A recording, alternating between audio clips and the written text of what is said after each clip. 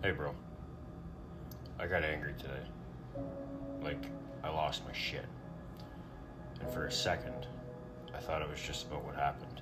But when I slowed down and really sat with it, it wasn't about that moment. It was about the feeling. Like I didn't matter. Like I was invisible. And yeah, that brought the fire up. But here's what I'm learning. Anger's not always the problem. Sometimes it's the messenger. And mine was saying, you deserve to be seen. You deserve to feel safe. If you've ever felt that way too, just know you're not alone. Healthy mind, bro.